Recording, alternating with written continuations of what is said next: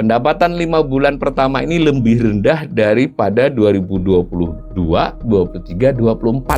Selama bertahun-tahun yang lalu di grafik hanya 7 tahun. Kalau kita panjangin sampai sebutlah 20 tahun, ini terendah juga tetap. Kurangnya 21 triliun, tapi pemerintah nambahi utangnya 349 triliun. Sebetulnya kekurangannya 21, tapi pemerintah sudah ngutang 349 triliun. Di masa-masa lalu, selalu diinformasikan posisi utang per akhir laporan.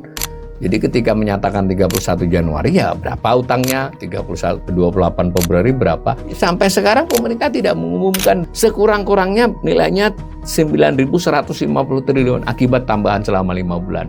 Tidak soal utang ini bagaimanapun, tetapi mengapa tidak diinformasikan kepada publik? Yang diinformasikan aman-aman. Ya, bagaimana kita dinyatakan aman tanpa tahu angka-angkanya?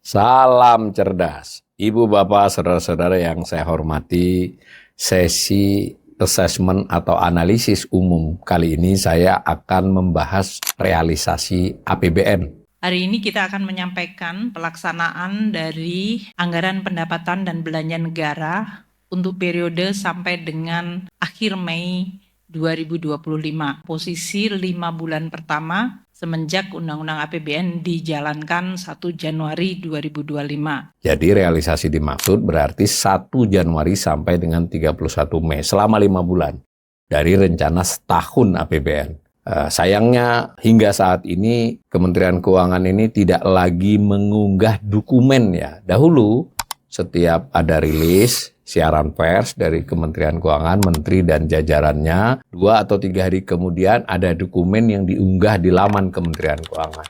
Ini sudah 5 bulan, maksudnya 5 bulan realisasi ya. Belum ada APBN kita yang diunggah dokumennya. Sehingga kita kalau mau membaca atau melihatnya, terpaksa nonton YouTube-nya. Dan dari pengalaman saya, yang disajikan dalam paparan siaran pers tersebut, itu biasanya tidak seluruhnya dari dokumen. Ya. Bahkan yang namanya paparan ya memang wajar ya, Menteri Keuangan dan jajarannya itu menggarisbawahi hal-hal yang ingin ditonjolkan. Sementara kalau kita baca dokumen yang sampai 80-an halaman itu, saya misalnya sebagai ekonom atau para jurnalis atau pemirsa yang pengen mengetahui lebih dalam kan bisa melihat angka-angka, paparan-paparan yang pada saat dirilis itu tidak terlalu digarisbawahi. Yang namanya sudut pandang ya, saya bisa membaca dengan sudut pandang yang berbeda dari pihak pemerintah. Nah, tapi berdasarkan YouTube tersebut, tetap saya coba analisis. Nah, ini salah satu screenshot saya dari potongan YouTube itu ya, yang menampilkan substansi dari keseluruhan laporan tersebut. Di situ ada tabel yang menunjukkan realisasi sampai dengan 31 Mei. Sebagai pembandingnya realisasi sampai dengan April ya. Postur, sebagaimana pernah dibahas di sini berkali-kali, atau terdiri dari pendapatan, kemudian belanja. Nah, akibat pendapatan dan belanja tersebut bisa surplus, bisa defisit. Lalu setelah itu ada pembiayaan. Pembiayaan adalah bagaimana mengatasi surplus atau defisit tersebut. Nah, selain itu memang ada yang disebut dengan keseimbangan primer. Nah, kalau dilihat begini, kita melihat garis besarnya di mana ada pendapatan yang terdiri dari pendapatan perpajakan, lalu ada PNBP, penerimaan negara bukan pajak.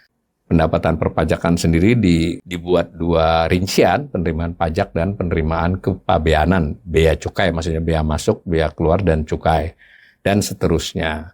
Nah, yang menarik adalah kalau kita rajin membandingkan antar rilis ya, apalagi antar dokumen bertahun-tahun, ini termasuk menurut saya ada upaya penyamaran.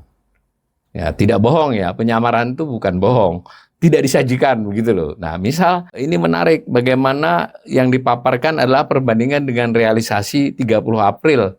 Lalu ada juga kolom bahwa realisasi tersebut dibandingkan dengan rencana setahunnya seperti apa. Di waktu-waktu yang lampau biasanya perbandingannya itu dengan capaian setahun yang lalu. Jadi pada saat 1 Januari sampai 31 Mei 2025 itu dibandingkan kurun 5 bulan yang sama di tahun lalu, maka kita bisa melihat apakah dia mengalami peningkatan ataukah mengalami penurunan. tumbuh atau kontraksi. Ini tidak disajikan.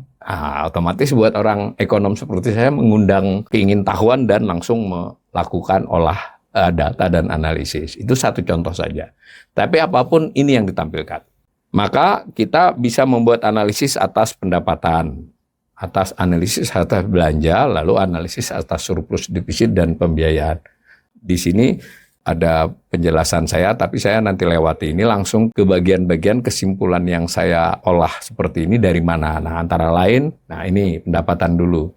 Nah, tadi dari tabel yang ditampilkan di siaran pers itu hanya yang tahun 2025 ya, yaitu perbandingan realisasi selama 5 bulan itu yang mencapai 995,3 triliun. Jadi pendapatan negara selama 5 bulan ini mencapai 995,3 triliun. Itu baru 33,10% dari target setahun yang 3.005 triliun. Oke, di situ kita sudah punya imajinasi. 5 bulan, hampir 6 bulan ya, baru 33,10%. Nah, bagaimana dengan tahun-tahun sebelumnya? Di paparan jumpa pers itu tidak ada ya. Tapi saya kan bisa mengolah dari data-data tahun-tahun yang lampau. Dapatlah grafik ini. Yang biru menunjukkan nominal pendapatan selama 5 bulan pertama tiap tahun dari tahun 2019. Jadi berapa tahun itu? 7 tahun. Lalu dibandingkan dengan target pada tahun yang bersangkutan. Apa temuan sederhananya? Ya 995,3 ini lebih rendah. Bisa dibayangkan ya. Pendapatan 5 bulan pertama ini lebih rendah daripada 2022, 23, 24. Jadi selama 4 tahun terakhir ini yang terendah. Itu pertama. Yang kedua, secara persentasi capaian. Sebutlah kinerja namanya. Ini kinerja terendah bukan hanya 4 bulan ini, tapi kinerja terendah selama bertahun-tahun yang lalu. Di grafik hanya 7 tahun. Kalau kita panjangin sampai sebutlah 20 tahun, ini terendah juga tetap. Nah, bahkan yang menarik adalah dibandingkan pada saat pandemi COVID 2020, itu capaiannya 37,73% dari target tahun itu. Jadi ini lebih rendah dibandingkan COVID dari sisi persentase capaian. Itu temuan pertama asesmen ini yang tidak disajikan pada saat jumpa pers. Silakan para pemirsa cek sendiri di YouTube Kementerian Keuangan. Nah, yang kedua, masih capaian yang sama, yang angka 995,3 triliun tadi, dibandingkan dengan capaian tahun-tahun sebelumnya. Kan begitu masuk akal. Tahun sebelumnya itu maksudnya selama 5 bulan yang sama. Tidak disajikan juga pada jumpa pers itu. Kita menemukan ternyata ya, terjadi penurunan, kontraksi. Jadi 995,3 triliun dibandingkan capaian 5 bulan pada tahun 2024 yang 1.123,52 triliun itu turun 11,41%. Hampir 11,5% ya. Jadi menurun. Nah, meskipun kalau dari gambar ini, gejala penurunannya sudah terjadi 3 tahun berturut-turut. Tapi yang paling utama adalah penurunan pada tahun 2024.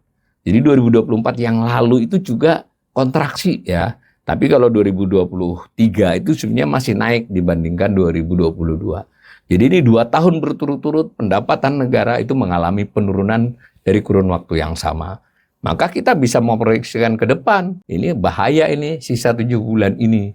Nah, saya tidak tahu mengapa Menteri Keuangan dan jajarannya itu silahkan dicek sendiri. Begitu masih everything is okay, udah ini akan bisa ditangani, terjadi peningkatan, percepatan penerimaan pendapatan negara selama bulan Mei. Iya dibandingkan April, tapi dibandingkan tahun-tahun yang lalu jauh ya. Itu pendapatan negara. Di depan tadi kan kita sudah lihat di postur, pendapatan negara itu komponen utamanya, komponen ya berarti bagian, namanya perpajakan. Bagaimana dengan perpajakan?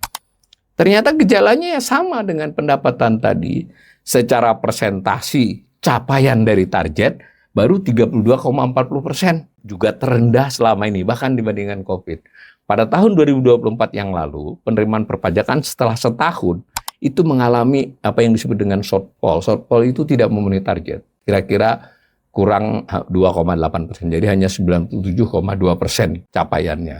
Nah, tahun ini bisa-bisa di bawah 97% ya capaiannya. Shortfall-nya bisa lebih dari 3% kalau melihat grafik ini. Ini juga tidak disampaikan secara jelas ya, malah berulang-ulang dikatakan capaian perpajakan bulan ini jauh melampaui bulan April.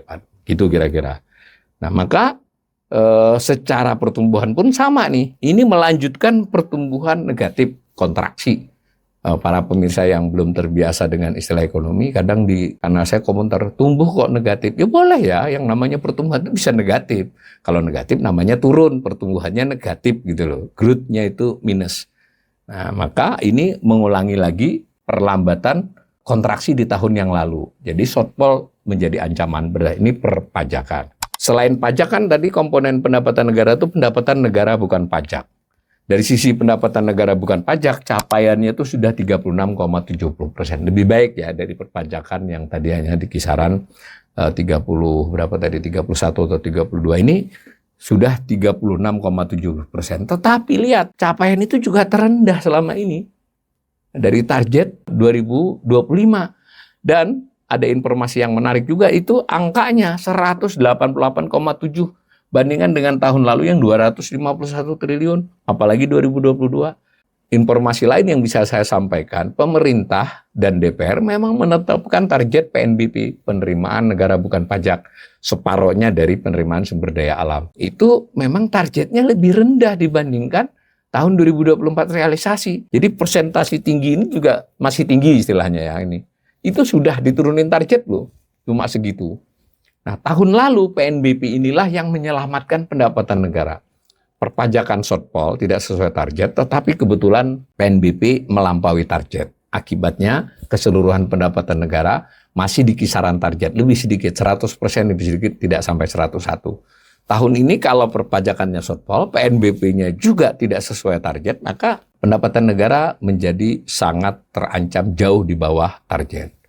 Nah, selanjutnya PNBP secara pertumbuhan. Tadi PNBP secara persentase capaian. Secara pertumbuhan juga gambarnya sudah berbicara sendiri, terjadi penurunan tajam, hampir 25% lebih rendah dibandingkan dengan tahun 2024. Gitu ya.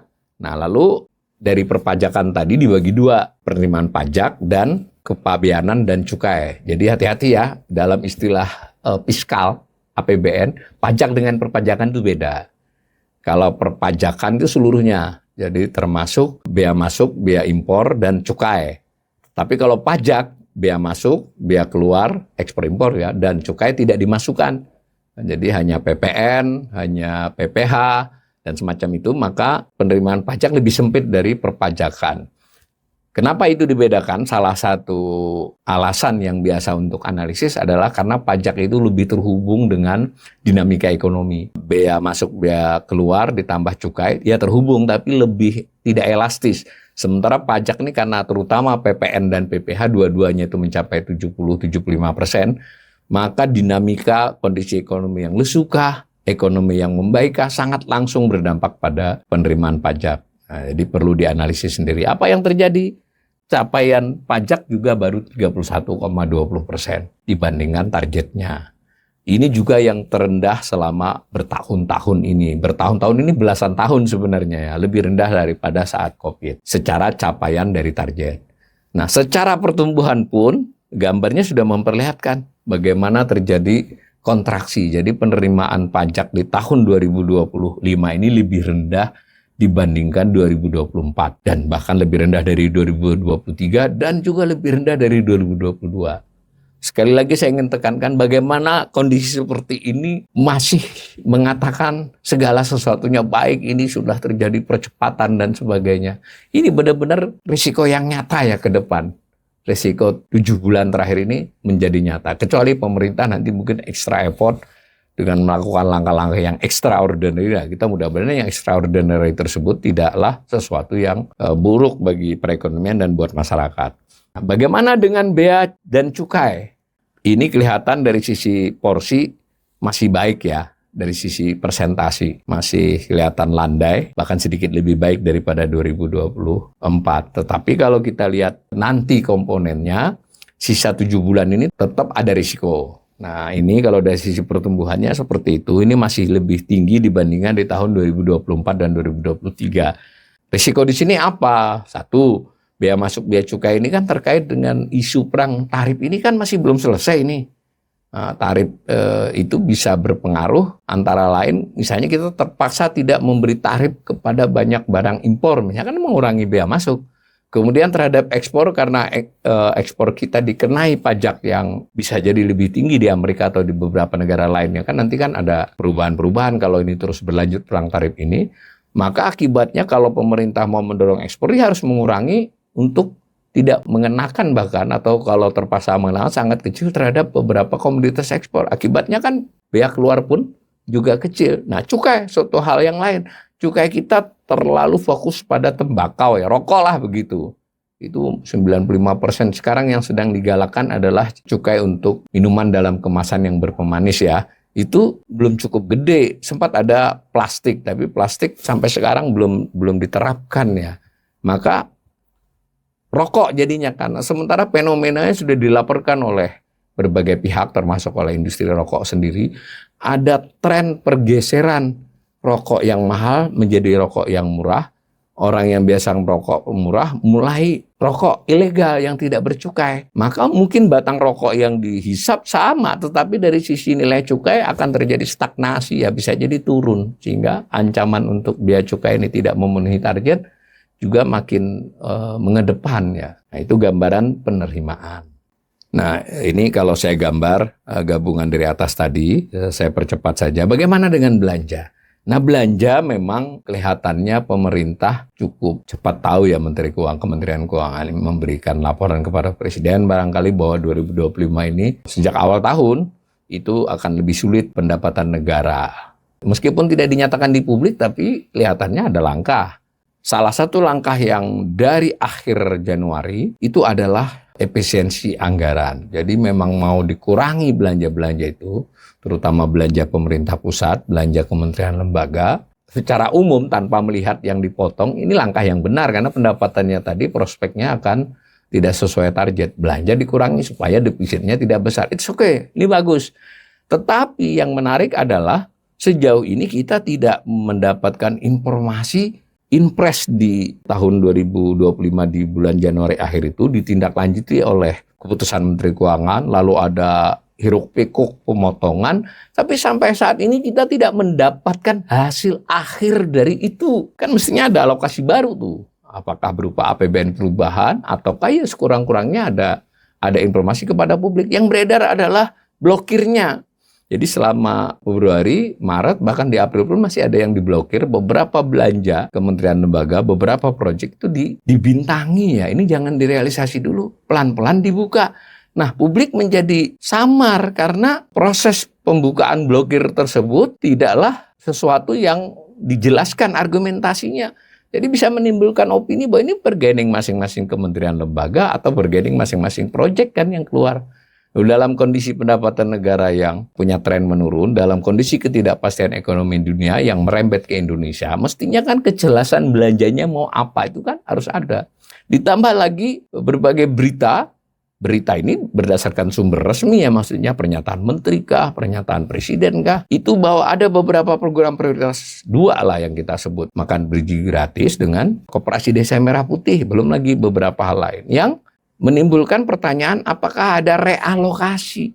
Berarti kalau cuma dipotong tidak direalokasikan setelah dipotong, berarti kan total belanjanya tetap rawan. Buktinya waktu dipaparkan tadi acuannya masih APBN yang belum diefisienkan gitu loh. Nah, maka di sini ketidakpastian muncul. Ketidakpastian itu mesti akan menimbulkan masalah ya karena banyak pelaku ekonomi itu yang merupakan rekanan pemerintah. Ada juga contoh rapat di hotel dibintangi tidak boleh. Belakangan dibuka, tapi rapat yang mana saja, kementerian mana saja. Nah, transfer ke daerah juga mulai pilih tebu kan. Ini tidak ditunda dulu. Yang disalurkan yang terkait dengan nanti bisa ditujukan kepada membantu MBG dan Koperasi Desa Merah Putih. Tidak soal pemerintah mau MBG Koperasi Desa Merah Putih. Salah satu persoalan serius adalah kebijakan belanjanya ini seperti apa supaya para rekanan, masyarakat juga kita semua ekonom seperti saya bisa melihat gitu dan ikut membantu kalau memang itu adalah arah efisiensi yang bagus ya. Nah, itu kira-kira di masalah belanja. Ini saya perkuat dengan argumen-argumen grafik saja. Belanja memang berhasil diturunkan tadi karena pemblokiran, kemudian pertumbuhannya pun kontraksi, artinya belanja 5 bulan ini lebih sedikit daripada 5 bulan yang lalu. It's okay sebagai besaran, masalahnya di rinciannya tadi ya. Begitu juga belanja itu kan terdiri dari belanja pemerintah pusat dan transfer ke daerah. Belanja pemerintah pusat memang langsung anjlok ya, secara pertumbuhan turun, secara persentase juga turun, nominalnya juga turun. Dilihat grafik ini saja langkah positif, tapi tadi saya ingin katakan, yang dibalik angka ini adalah apa gitu, yang dialokasikan kemana, bagaimana dengan para rekanan itu. Mereka kan butuh kepastian saja. Kalau yang proyek ini tidak akan dijalankan setahun ini, mungkin rekanan itu juga melakukan persiapan-persiapan. Maka ini bahaya kalau menurut saya. Dan yang lebih penting lagi, ketika menjelaskan soal belanja negara dan belanja pemerintah pusat ini, silahkan diputar YouTube-nya. Itu Ibu Menteri Keuangan sendiri mengatakan ini kita masih akan mau cukup baik, masih ekspansif. Ekspansif nggak bisa. Bukan soal belanja lebih daripada defisit saja. Belanjanya apa dulu yang bisa menimbulkan dorongan kepada efek pengganda, multiplier efek buat perekonomian.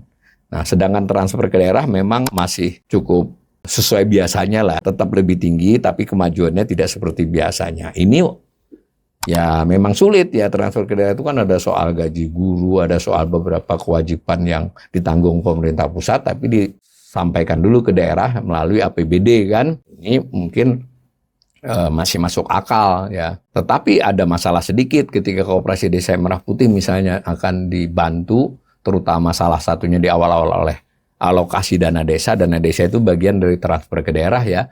Maka kita juga harus hati-hati dengan angka ini. Ya, bagaimana? Apakah akan menggerakkan seperti di tahun-tahun sebelumnya?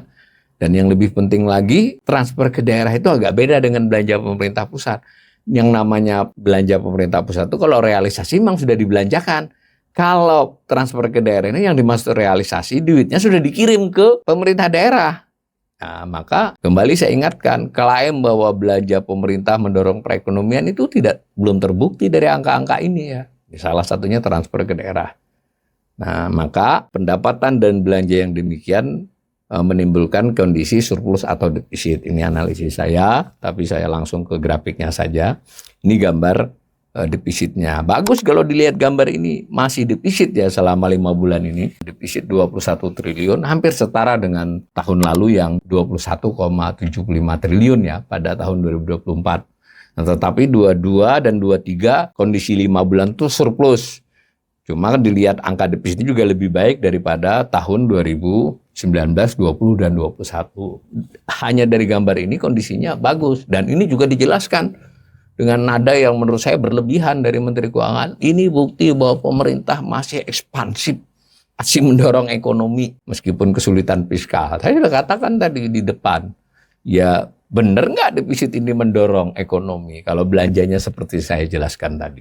Menarik lagi adalah defisit itu kan berarti butuh biaya untuk menutupinya. Namanya pembiayaan anggaran. Nah, salah satu bagian terpenting dan terutama dari pembiayaan anggaran adalah pembiayaan utang. Ya, ini berarti kan kurang 21 triliun ini untuk belanja. Pemerintah menutupinya dengan utang. Nah, ini yang mungkin sebagian cukup besar publik kurang paham. Kurangnya 21 triliun, tapi pemerintah nambahi utangnya 349 triliun. Make-sense nggak ya? Bahwa sebetulnya kekurangannya 21, tapi pemerintah sudah ngutang 349 triliun. Ini pun perlu dipahami, beberapa media menurut saya kurang presisi menyebut pemerintah menerbitkan utang 349 triliun. Bukan ya, 349 triliun ini adalah penambahan utang neto bersih. Jadi di dalam angka ini sudah termasuk membayar.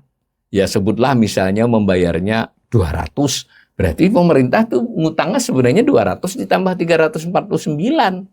Ya. Jadi 549 sebenarnya. Cuma karena untuk bayar 200, maka tambahan utangnya hanya 349.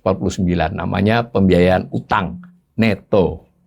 Nah, ini juga sesuatu yang berkali-kali kanal ini mengatakan pemerintah tidak cukup terbuka untuk menyatakan penarikan utangnya berapa, bayar utangnya berapa, sehingga bersihnya berapa, gitu loh. Bersihnya, ini yang diomongkan cuma bersihnya. Ya untuk ekonom seperti saya mungkin bisa lah utak-atik, tetapi kan kita sedang bicara dengan publik. agar dukungan kepada pemerintah itu kuat, arti kepercayaan publik juga kuat, dan pelaku pasar, kalau pelaku pasar yang besar-besar itu punya tenaga ahli ya, dia tahu lah begini nggak bisa cari-cari. Belum lagi mereka juga memiliki info yang bisa ditanyakan kepada para pihak ya. Tapi apapun, saya ingin mengatakan bahwa pemerintah sudah menarik utang secara neto lebih besar dari tahun-tahun sebelumnya. Lihat grafik ini. 349 triliun itu setara dengan tarikan utang 2020 yang 360 ya. Dengan tahun-tahun lain lebih rendah. Nah, secara presentasi, rencananya di 2025 ini pemerintah akan melakukan penarikan utang neto ya, jangan penarikan utang bruto. Neto itu 776 triliun. Ketika sudah didapat 349 itu kurang lebih 45%-nya. Tapi 45% selama 5 bulan ini luar biasa ya. Tadi kekurangannya cuma 21 triliun. Dalam banyak kesempatan dijelaskan oleh Kementerian Keuangan. Ini namanya front loading. Jadi ngutangnya duluan sebelum dibutuhkan. Kira-kira begitulah sebetulnya bahasa populernya. Ini artinya, saya boleh dong sebagai ekonom menduga, pemerintah sedang kesulitan cash flow. Betul, angka-angka pendapatan belanja begini, tetapi sebagaimana juga kita, beberapa pendapatan itu sifatnya seperti apa, beberapa belanja sifatnya seperti apa, dan dengan dugaan di bulan Juli, Agustus, ngutangnya duluannya banyak ini. Ini harus terbuka sebenarnya. Alasan front loading ini demi efisiensi, demi ongkos utang. Lah bagaimana mungkin kalau kita ngutang duluan 1, 2, atau 3 bulan sebelumnya, berarti kan waktu bunga, bayar bunganya lebih banyak. Ini karena tingkatnya nanti lebih efisien. Ya berarti tingkat efisien itu tingkat bunganya lebih rendah. Padahal di beberapa bulan ini yield, tingkat bunga ketika dia diterbitkan, SBN sebagai sumber utama utang, itu tinggi dibandingkan data historis ya, data bertahun-tahun ini. Artinya pemerintah berani ngutang pada saat bunganya masih tinggi. Ya, boleh dong dibaca juga, oh berarti nanti di bulan-bulan mendatang pemerintah menduga bunganya akan lebih tinggi lagi kalau itu dianggap efisien. Tapi dari sisi lain, nah ini berarti ada masalah dalam cash flow gitu. Sayangnya semua rilis itu susah untuk saya tidak mengatakan bahwa Menteri Keuangan dan jajarannya nonton 2 jam YouTube-nya itu.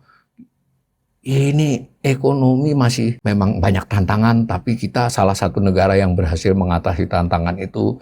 Keadaan sempat buruk, tapi ini semua menuju membaik. Tapi angka-angkanya tidak bunyi begitu ya kalau menurut saya.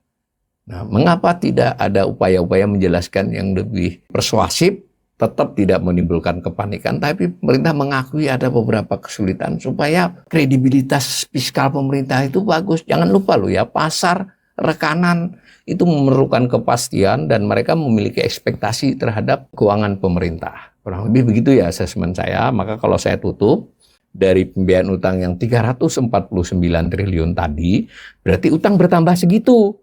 Nah, ini juga menarik. Di masa-masa lalu, selalu diinformasikan posisi utang per akhir laporan.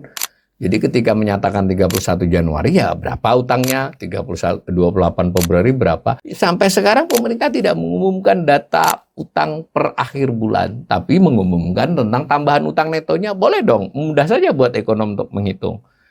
Di akhir tahun 2024, utang pemerintah itu 8.801 triliun, 31 Desember. Kalau 5 bulan ketambahan 349, kita kan bisa menambahkan berarti 9.150 kan? Kalau berdasarkan tambahan baru ini, berarti utang pemerintah per 31 Mei tidak diumumkan, sekurang-kurangnya nilainya 9.150 triliun akibat tambahan selama 5 bulan. Nah, namun ada faktor lain. Karena sebagian utang, kurang lebih 30% itu valuta asing ya, terutama dolar, 90% dari 30 itu dolar. Yang 10%-nya dari 30 itu adalah yen, euro ya, dolar 3 jadinya. Dolarnya yang paling besar. Nah, memang sudah ada wacana untuk menerbitkan beberapa jenis baru ya. Ada katanya ada dolar Australia segala, tapi sampai sekarang belum. Ketika dinyatakan pada 31 Desember 2024 kan sebagian komponennya falas. Kan pernyataan utang 8.801-nya itu pakai rupiah. Berarti kan ada kurs di 31 Desember. Pada saat 31 Mei itu kan juga melemah atau menguat dibandingkan 31 Desember. Bukan selama 5 bulannya ya, khusus titik itu 31 Desember dibandingkan dengan 31 Mei. Kalau dia menguat, maka akan ada pengurangan utang secara rupiah. Tapi yang terjadi adalah terjadi pelemahan kan selama 5 bulan itu, 31 Mei itu. Maka saya menghitung tadi, itu kurang lebih ya, bertambah akibat selisih kursus 30. Ini tidak presisi ya, karena pemerintah tidak umumkan. Bisa jadi 40 bisa. Anggap aja 30 lah, saya konservatif. Berarti tadi 8.801 ditambah 349 ditambah dengan 30. Maka utang pemerintah per 31 Mei 2025 saya perakirakan 9.180 triliun. Tidak soal utang ini bagaimanapun, tetapi mengapa tidak diinformasikan kepada publik? Yang diinformasikan aman-aman. Ya, bagaimana kita dinyatakan aman tanpa tahu angka-angkanya? Mudah-mudahan asesmen saya ini menjadikan informasi buat para pemirsa dan syukur-syukur kalau diperhatikan oleh para pengambil kebijakan. Ya, kan kita hanya menyampaikan saja bahwa menurut saya penjelasan tentang APBN sampai dengan 31 Mei tadi, penjelasan yang terlampau melebihkan, terlampau persuasif, tidak menggambarkan risiko yang mungkin terjadi dan tidak berusaha mengajak agar masyarakat, pelaku pasar untuk bisa memahami kondisi fiskal agar bisa bersama-sama mengangkat beban ini sebagai beban negara, tidak hanya beban pemerintah. Kalau terlambat menurut saya memberi informasi, menjelaskan secara lebih imbang lah. Imbangnya tentu beda, imbang pengamat banyak mengkritik, itu kan memang begitu. Imbangnya pemerintah banyak membela, it's okay.